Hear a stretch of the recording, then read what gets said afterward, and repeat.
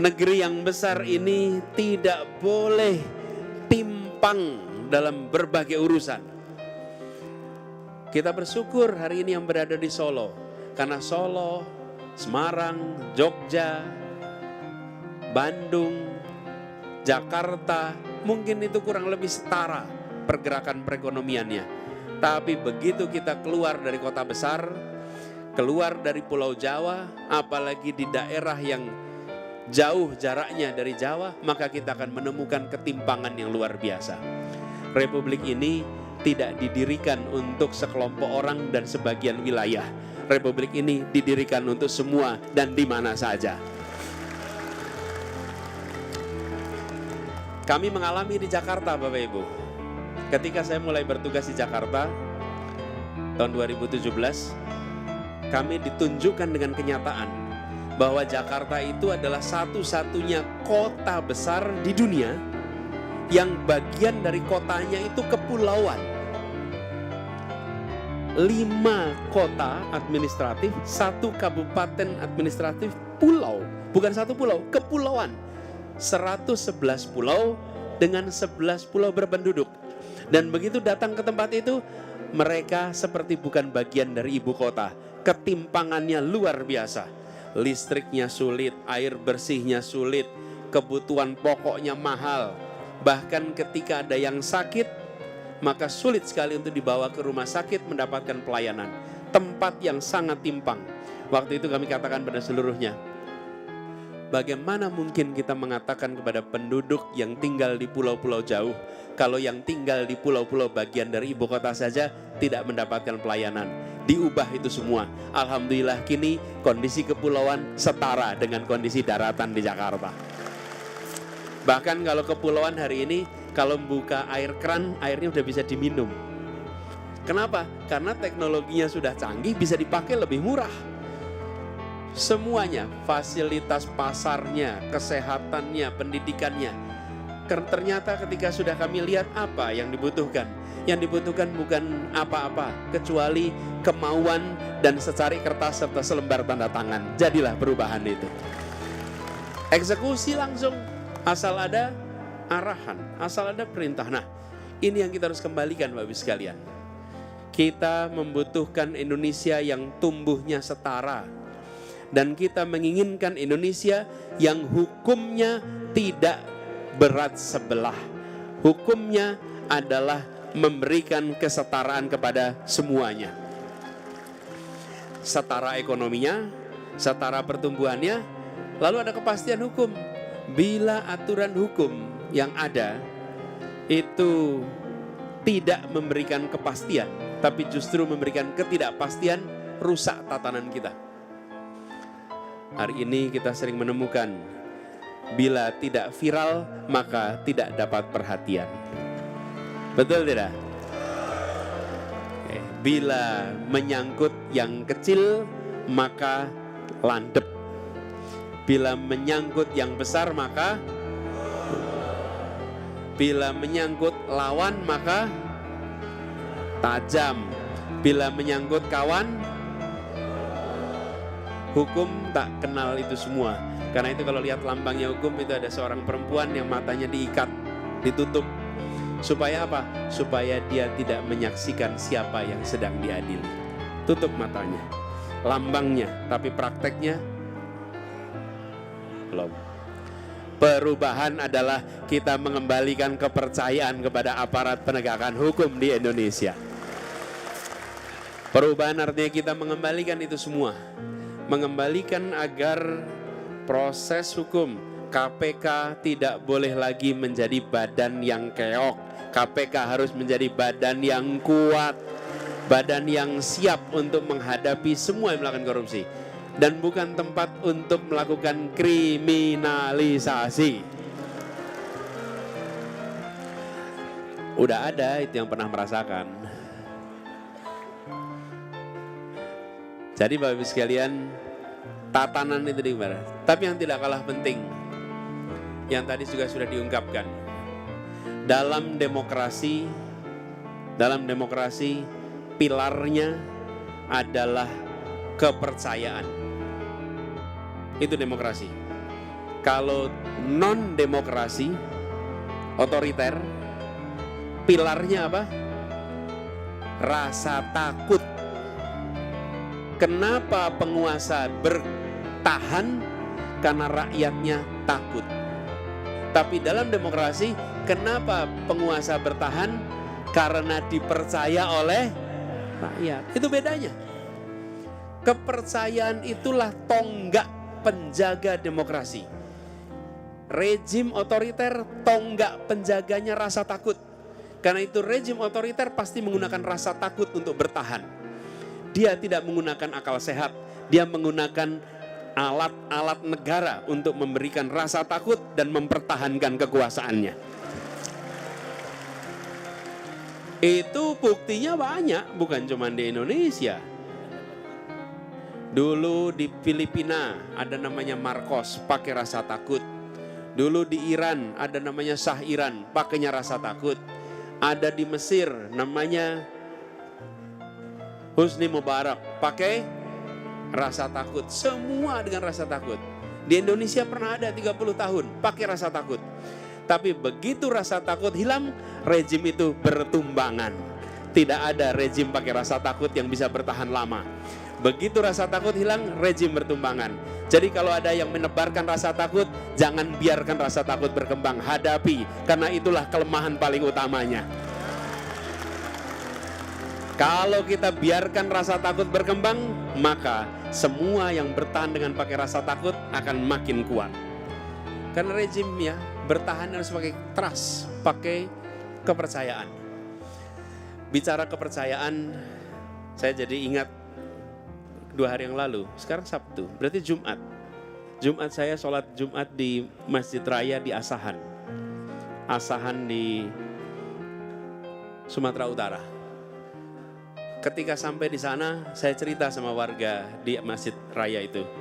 Saya sampai di sini ingat seorang tokoh yang dulu saya sering baca tulisannya. Namanya Muhammad Imaduddin Abdurrahim. Biasa dikenal dengan nama Bang Imad. Beliau itu nulis buku kuliah tauhid. Saya masih kuliah di Jogja. Bang Imad datang. Dulu saya kalau pas lagi kuliah itu sering jadi panitia seksi transportasi. Kurang penting secara posisi. Yang keren itu ketua panitia, ngasih sambutan. Kalau transportasi itu nggak terlalu penting. Tapi bagi saya itu seksi yang paling bermanfaat. Karena saya yang menjemput ke airport, saya mengantarkan ke hotel, saya yang nemani makan, saya yang nemani perjalanan, saya yang dapat interaksi paling banyak di antara semua panitia yang ada. Lah iya, kita ngilmunya sama siapa? Sama pembicaranya. Nah, waktu di jalan dengan Bang Imad saya tanya, Bang Imad, saya ini baca buku kuliah tauhid, tapi saya tidak membayangkan kalau Bang Imad itu ternyata insinyur listrik. Kelihatannya ulama, tulisannya juga ulama, walaupun sangat saintifik pendekatannya. Lalu beliau cerita, saya tanya, gimana ceritanya jadi insinyur listrik? Nah, terus dia cerita gini, saya tinggal di Asahan. Kenapa nyambung dengan Asahan kemarin? Saya tinggal di Asahan. Datang Bung Hatta mau meresmikan bendungan Asahan. Dia SMA, kalau tidak kelas 2, kelas 3. Kata dia, satu kampung itu berbondong-bondong jalan kaki untuk mendengarkan pidato Bung Hatta. Belum ada TV, belum ada sosmed, belum ada koran. Di kampung itu cuma dengar cerita, ada orang namanya Bung Hatta. Orang yang ikut memerdekakan. Semua datang pengen nonton pidatonya Bung Hatta. Pengen lihat wajahnya. Dan lalu Bung Hatta pidato. Pidatonya Bung Hatta begini. Hari ini kita meresmikan, kira-kira nih kalimatnya. Hari ini kita meresmikan bendungan Asahan. Bendungan ini dipakai untuk membangkitkan tenaga listrik. Indonesia ke depan memerlukan tenaga listrik banyak sekali. Membutuhkan bendungan lebih banyak lagi. Dan Indonesia membutuhkan banyak insinyur-insinyur listrik di masa yang akan datang. Lalu apa kata Bang Imad?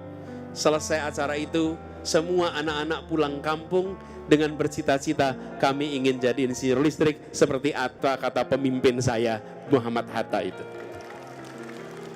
Ibu bapak sekalian, apa artinya? Apa artinya? Tidak ada satupun yang mendengar Bung Hatta pidato lalu membayangkan, oh saudaranya kontraktor. Nggak ada. Tidak ada satupun, oh sponsornya Bung Hatta itu perusahaan-perusahaan pembangun waduk. Nggak ada. Oh Bung Hatta itu membicarakan soal listrik karena Bung Hatta punya kepentingan untuk dapat uang dari perusahaan-perusahaan. Tidak ada. Yang ada di kepala semua orang adalah kami mempercayai dia secara tanpa syarat, dan apa yang dia katakan kami dengarkan, kami laksanakan. Itulah yang disebut sebagai kepercayaan. Kita harus mengembalikan kepercayaan kepada pemimpin-pemimpin politik yang ada di Republik ini. Ketika pesan itu disampaikan, orang mendengar dan mengatakan, saya lakukan, saya kerjakan.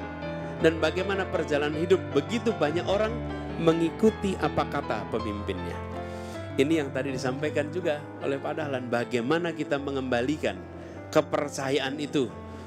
Tapi bila hari ini, atau jangan hari inilah, berapa bulan yang lalu A, berapa bulan kemudian B, menjawabnya agak sulit di kemudian hari, Bapak Ibu. Betul tidak? Karena itu tadi saya sampaikan, doakan agar kita semua ini didekatkan dengan istiqomah, supaya lempeng lurus. Nah, salah satu aspek yang ingin kita kembalikan bicara tentang perubahan adalah mengembalikan kepercayaan publik kepada institusi-institusi negara yang ada di Indonesia ini. Sehingga institusi negara itu bekerja untuk kepentingan publik, bukan untuk kepentingan sekelompok orang, bukan kepentingan 1-2 partai, apalagi kepentingan keluarganya sendiri. Ini yang harus dikembalikan. Dan kalau kita bisa mengembalikan itu semua, maka kepercayaan publik akan bisa dikembalikan di Republik ini. Karena itu saya sampaikan, demokrasi pilarnya adalah kepercayaan. Kalau non demokrasi pilarnya rasa takut. Dan rasa takut ini yang tidak boleh dibiarkan tumbuh berkembang. Karena itu Bapak Ibu sekalian yang saya sangat hormati, dalam kesempatan ini izinkan saya mengajak kepada semua bahwa melakukan perubahan itu tidak mungkin kita jalankan sendirian. Dan itu harus kita kerjakan bersama-sama. Jadi ketika masuk di ruangan ini dan penuh dengan ibu, bapak yang semangatnya membara, rasanya Solo pun akan menjadi bagian penting dalam perubahan ini.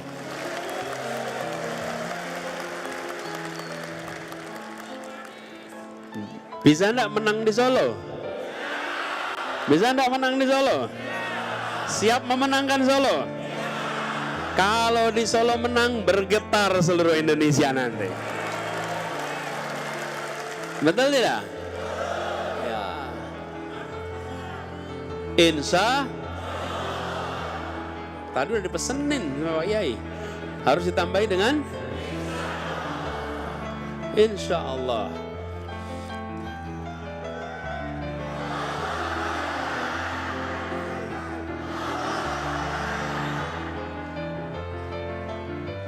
Bapak Ibu, tadi ada yang bilang asal tidak curang. Betul ya? Tapi kita udah dengar katanya mau netral.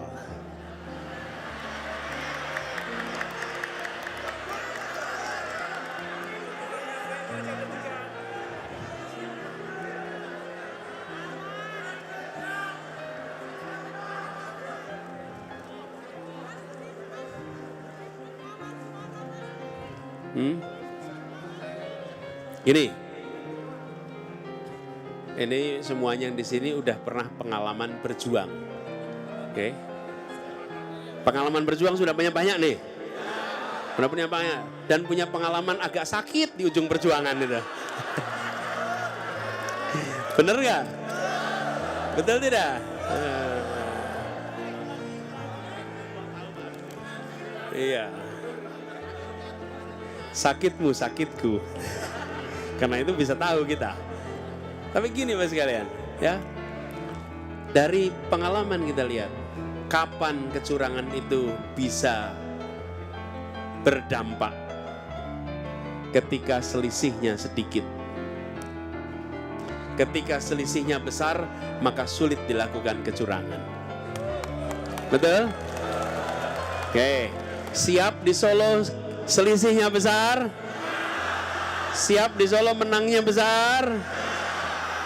Kalau menangnya besar sulit bikin curang itu.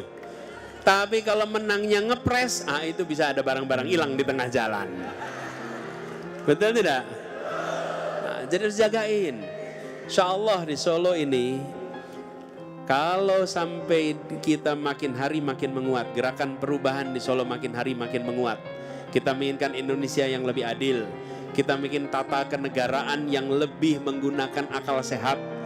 Kita menginginkan aturan hukum yang benar-benar untuk keadilan, bukan untuk kekuasaan. Mengembalikan negara bukan menjadi negara kekuasaan di mana hukum di bawah kekuasaan, tapi menjadi negara hukum di mana kekuasaan di bawah hukum.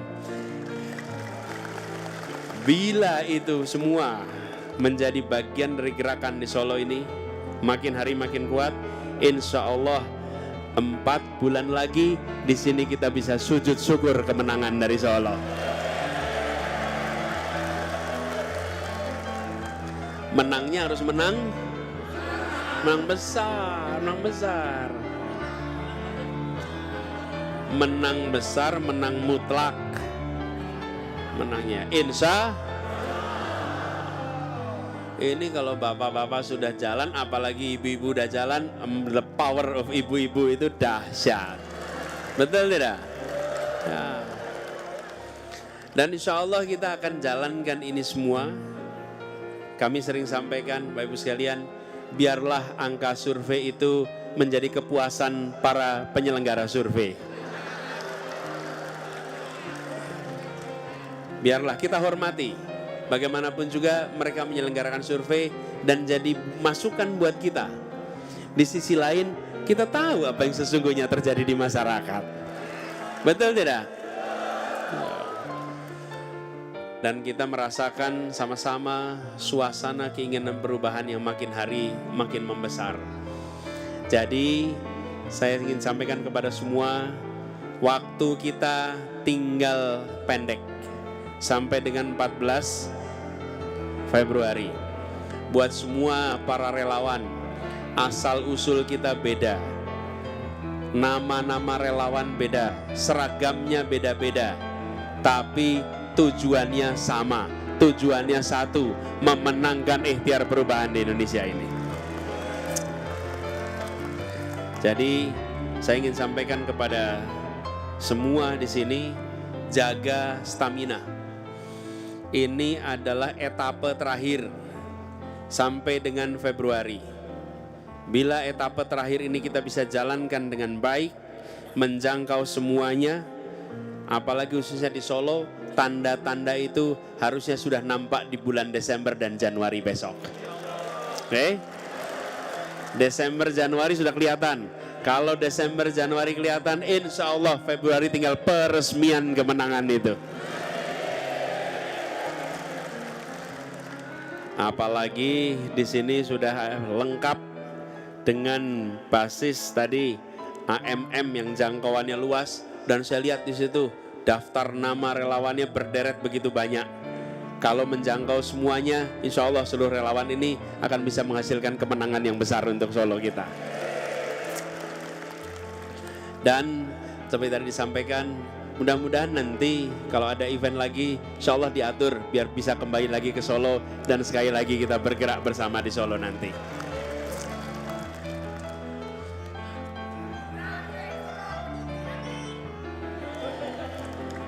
Nah, insya Allah kemenangan diantarkan pada kita. Insya Allah Solonya lebih maju, Indonesianya lebih adil. Jadi semua harapan ditutup dengan kata amin aja dulu. Betul tidak? Ini Bapak Ibu sekalian, kata amin menjadi tagline itu bukan hasil para konsultan komunikasi. Ini bukan hasil kerja konsultan komunikasi. Ini tangan Allah yang ngatur keluar kata amin itu. Karena di luar rencana. Mungkin Bapak Ibu sudah dengar prosesnya. Prosesnya itu di luar. Kami yang menjalani juga merasa sesuatu di luar kendali kita. Tapi itu tadi, wa makaru wa makarullah wallahu khairul makirin. Makar-makar ini semua tidak ada yang melebihi makar Allah. Jadi akhirnya keluar itu kata amin. Dan sekarang walaupun dilarang dimanapun juga untuk berkampanye, tapi di semua tempat ibadah semua harapan selalu ditutup dengan baru kali ini ada amin diaminkan Bapak Ibu. Baru sekarang, amin, amin, amin. Nah itu, ada kejadian Pak, saya ini di Kebumen Pak. Di Kebumen, jadi saya ini kalau datang selalu ada Bawaslu. Pasti di sini juga ada Bawaslu. Gak apa-apa, mereka menjalankan tugasnya, memonitor. Nah pas di Kebumen, selesai dengan Bawaslu itu, mereka mendekati, Pak Anies boleh gak foto sama-sama? Yuk sini foto-foto. Jadi foto dengan Bawaslu itu. Selesai foto Bawaslu, saya Bapak Ibu mudah-mudahan dilancarkan menjalankan tugasnya. Amin. Mudah-mudahan tidak ada kerumitan, amin. Mudah-mudahan lancar, amin, amin. Terus mereka baru sadar, loh kok kami amin terus Pak? Bawaslu yang amin-amin, saya cuma menyampaikan harapan. Jadi itulah Bapak sekalian, kami semua tidak pernah mengira rute ini. Karena itu tadi disampaikan, Allah yang akan memberikan kekuasaan dan Allah juga akan mencabut kekuasaan. Silahkan saja mencoba untuk bertahan, tapi bila Allah sudah cukupkan, maka kekuasaan itu akan berhenti. Dan insya Allah di Indonesia hari ini kita mengikhtiarkan perubahan itu semua. Ibu Bapak sekalian yang saya hormati, izinkan saya menyampaikan terima kasih. Terima kasih pada semua yang memilih hadir. Ini hari Sabtu. Bapak Ibu semua punya pilihan untuk berada di rumah bersama keluarga, berjalan-jalan, bersantai-santai. Tapi Ibu Bapak memilih untuk hadir di auditorium ini, memilih untuk bagian dari perjuangan ini, insya Allah dicatat sebagai amal soleh jihad Bapak Ibu sekalian. Dan ini nanti bisa Ibu Bapak katakan, di saat Indonesia di persimpangan jalan, di tahun 2023, saya bukan bagian yang menonton di pinggir. Saya bagian yang turun tangan menentukan arah Indonesia ke depan. Itulah Ibu Bapak semua sekalian di sini. Saya turun tangan, saya nggak nonton di samping. Saya datang langsung, saya ikut memilih hadir, dan sesudah ini bergerak menjangkau semuanya. Inilah peran bersejarah. Yang kedua, saya ingin sampaikan terima kasih kepada semua yang telah menyiapkan acara ini. Kemenangan itu, keberhasilan itu kerjanya kolektif. Saat ini, pada tadi Pak Dahlan bicara, lalu saya bicara, sebelumnya dipimpin doa, kita semua mendengarkan. Memang Anies pegang mikrofon, dia suaranya didengar pada semua. Tapi sesungguhnya keberhasilan suara terdengar itu bukan karena Anies pegang mikrofon, tapi karena petugas sound system yang tidak terlihat orangnya dan tidak kita tahu lokasinya di mana. Betul tidak? Itu kalau petugas sound system matikan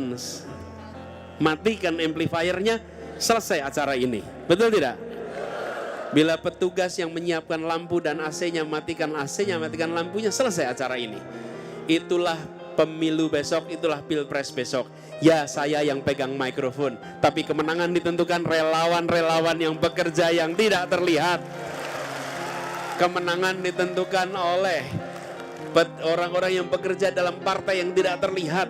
Orang-orang yang menjangkau tetangga, saudara, warga yang tidak terlihat.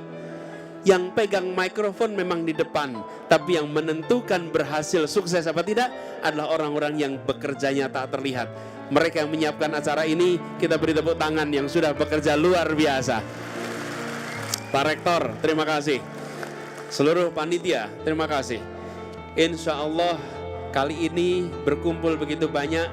Berikutnya kita kumpul lebih banyak lagi.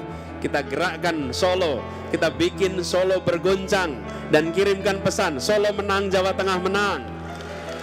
Insya Allah Indonesia, insya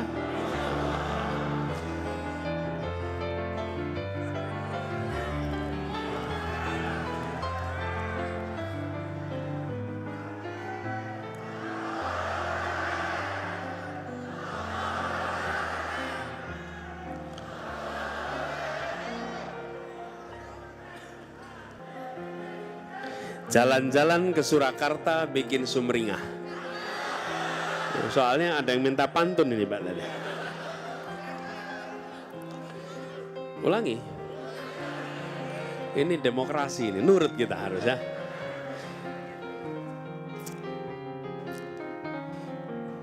Sebentar, mikir sebentar kita.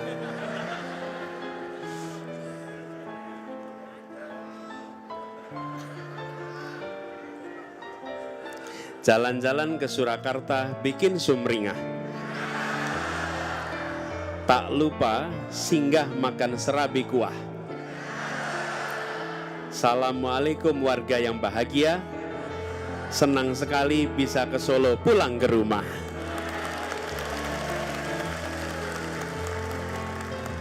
Jadi hari ini kita berjumpa, insya Allah ini pemanasan. Insya Allah kita buat sekali lagi di Solo bersama-sama, yang nanti akan kita bersama-sama mengirimkan pesan yang lebih kuat dari Solo ini. Ibu Bapak sekalian, terima kasih atas kehadirannya, terima kasih atas kerjanya. Insya Allah dari tempat ini akan menular ke seluruh Solo. Kurang lebih mohon maaf. Assalamualaikum warahmatullahi wabarakatuh. Waalaikumsalam warahmatullahi wabarakatuh. Oh ya, Bapak Ibu sekalian, sebentar, satu lagi nih, lupa. Saya udah siap nih. Bapak Ibu, terlewat saya. Kita ingin mumpung lagi di sini, saudara-saudara kita di Palestina hari ini sedang menderita. Betul tidak? Betul. Di saat kita sedang bisa duduk santai, mereka sedang dalam kondisi yang berat dan sulit. Ibu-ibu, pernahkah membayangkan ibu melahirkan anak dan ibu yang menguburkan anaknya? Itu yang dialami di Palestina. Bapak-bapak, pernahkah membayangkan bapak yang mengadzani bayi yang baru lahir dan bapak juga yang mengadzani ketika anak itu dikuburkan? Itu yang dirasakan di Palestina hari ini. Kita doakan mereka diberikan ketabahan, mereka diberikan kekuatan, mereka dibebaskan dari penjajahan. Amin. Dan kirimkan doa itu di setiap sholat kita. Amin. Dan pada semua pemimpin agama, di setiap kegiatan ibadat, kirimkan doa untuk Palestina. Besok di Jakarta akan ada doa bersama untuk Palestina, simpati untuk Palestina. Mudah-mudahan akan begitu banyak yang hadir untuk mengirimkan. Ini negeri yang merdekanya lewat perjuangan. Biarkan negeri yang berjuang dulu untuk merdeka, hari ini ikut mendoakan dan ikut memperjuangkan kemerdekaan bagi Palestina. Indonesia tidak boleh mengambil posisi yang lemah. Indonesia harus mengambil posisi yang tegas, bahwa kemerdekaan adalah hak segala bangsa dan Palestina harus bebas dari penjajahan. Kita kirimkan doa itu. Terima kasih.